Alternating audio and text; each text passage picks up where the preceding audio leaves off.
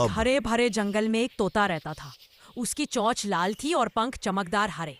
वह पेड़ पेड़ उड़ता, गाता और दोस्तों के साथ खेलता।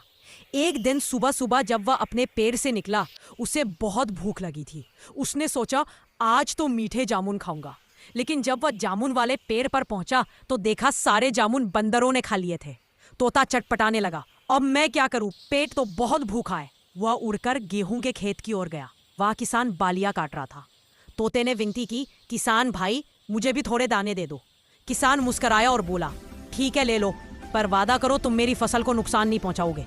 तोते ने सिर हिलाकर हामी भरी और कुछ दाने चुग लिए। उसकी भूख शांत हो गई।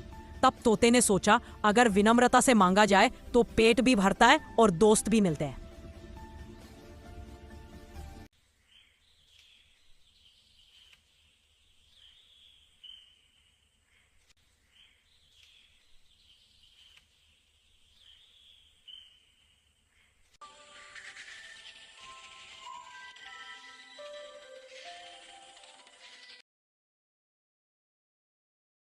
अब